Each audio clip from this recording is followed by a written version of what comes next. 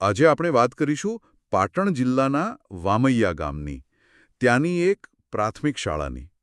ત્યાંના એક સ્થાનિક અહેવાલ મુજબ શાળામાં રંગોત્સવ નામનો એક વાર્ષિક કાર્યક્રમ યોજાયો. હવે સાંભળવામાં તો આ એકદમ સામાન્ય શાળાની પ્રવૃત્તિ લાગે, ખરું ને? પણ સવાલ એ છે કે શું આ ખાલી એક પ્રોગ્રામનો રિપોર્ટ છે કે પછી આની પાછળ આપણને એક આદર્શ ગ્રામીણ શિક્ષણ મોડેલની ઝલક જોવા મળે છે?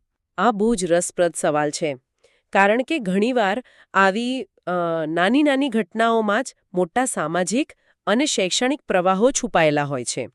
આપણે એ જ સમજવાનો પ્રયત્ન કરીશું કે આ કાર્યક્રમને આટલો ખાસ શું બનાવે છે. તો ચાલો આને જરા ઊંડાણથી જોઈએ. પહેલી વાત જે મારું ધ્યાન ખેંચે છે તે છે આ કાર્યક્રમનું કદ. બાલવાટિકાના નાના ભૂલકાઓથી લઈને છેક ધોરણ 8ના વિદ્યાર્થીઓ સુધી. મતલબ લગભગ 200 બાળકો. હા, 200 જેટલા બાળકોએ ભાગ લીધો. આ આંકડો પોતે જ શું કહેવાય, ઘણું બધું કહી જાય છે. ખરેખર. અને આ માત્ર ભાગીદારી નથી, આ તો સમાવેશિતા છે.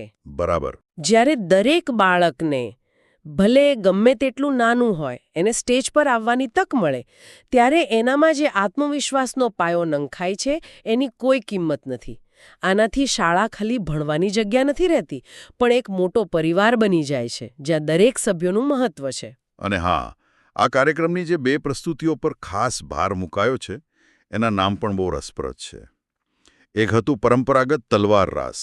હા, તલવાર રાસ. અને બીજું હતું દેશભક્તિ નૃત્ય, જેનું નામ હતું ઓપરેશન સિંદૂર. ઓપરેશન સિંદૂર. તલવાર રાસ તો આપણે જાણીએ છીએ કે શૌર્ય અને વીરતાનું પ્રતીક છે, ગુજરાતનું આપણું લોકનૃત્ય. પણ આ ઓપરેશન સિંદૂર દેશભક્તિના કાર્યક્રમ માટે આવું નાટકીય નામ કેમ પસંદ કર્યું છે? ખરું જોતા આ બંનેની પસંદગી જ આપણને ગ્રામીણ ભારતની નવી આકાંક્ષાઓ બતાવે છે. એમ?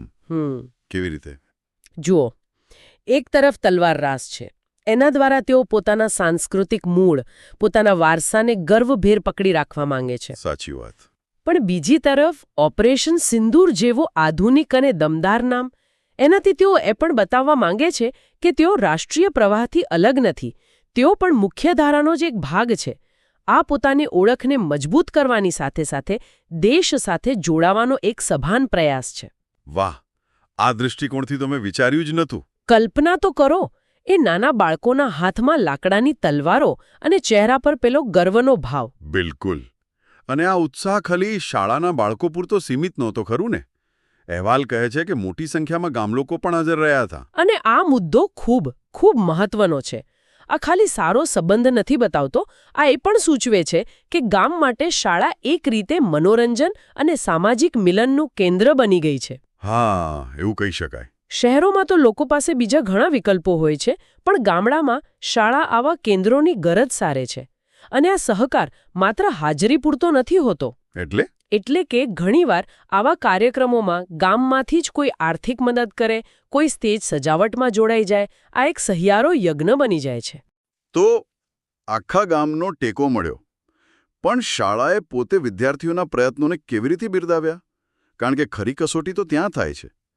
અહેવાલમાં લખ્યું છે કે ભાગ લેનાર તમામ 200 વિદ્યાર્થીઓને પ્રોત્સાહક ઇનામો અને પ્રમાણપત્રો અપાયા.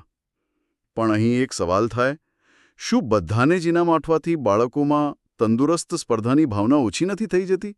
શું આ તેમને વાસ્તવિક દુનિયા માટે તૈયાર કરે છે? ના, તમારો સવાલ એકદમ સાચો છે. અને આના પર તો શિક્ષણ જગતમાં ઘણી ચર્ચા થાય છે. પણ આપણે એ સમજવું પડશે કે આ પ્રાથમિક શાળાના બાળકો છે. આ ઉંમરે હાર જીત કરતાં પણ વધુ જરૂરી છે ભાગ લેવાની હિંમત કેળવવી.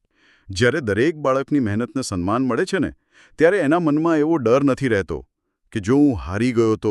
આનાથી તેઓ ભવિષ્યમાં નિષ્ફળતાના ડર વિના નવા પડકારો ઝીલવા માટે તૈયાર થાય છે. સ્પર્ધાનું મહત્વ છે, પણ એનો સમય કદાચ માધ્યમિક શિક્ષણમાં આવે. પાયો તો પ્રોત્સાહનથી જ મજબૂત બને. બરાબર.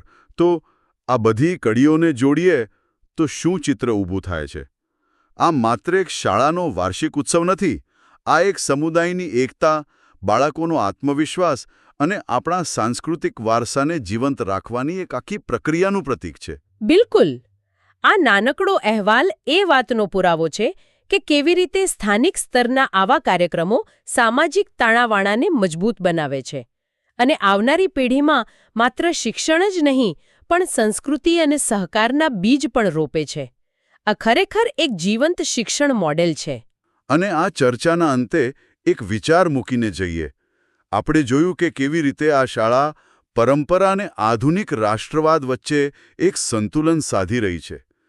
તો વિચારવા જેવો પ્રશ્ન એ છે કે આજના સમયમાં શાળાઓ પોતાની સાંસ્કૃતિક ઓળખને મજબૂત કરવાની સાથે સાથે બાળકોને વધુ સમાવેશી અને વૈશ્વિક નાગરિક કેવી રીતે બનાવી શકે? આ બંને વચ્ચેનું સંતુલન કેવી રીતે કેળવી શકાય? આજે આપણે વાત કરીશું પાટણ જિલ્લાના વામૈયા ગામની, ત્યાંની એક પ્રાથમિક શાળાની. ત્યાંના એક સ્થાનિક અહેવાલ મુજબ શાળામાં રંગોત્સવ નામનો એક વાર્ષિક કાર્યક્રમ યોજાયો. હવે સાંભળવામાં તો આ એકદમ સામાન્ય શાળાની પ્રવૃત્તિ લાગે, ખરું ને? પણ સવાલ એ છે કે શું આ ખાલી એક પ્રોગ્રામનો રિપોર્ટ છે કે પછી આની પાછળ આપણને એક આદર્શ ગ્રામીણ શિક્ષણ મોડેલની ઝલક જોવા મળે છે? આ બહુ જ રસપ્રદ સવાલ છે. કારણ કે ઘણીવાર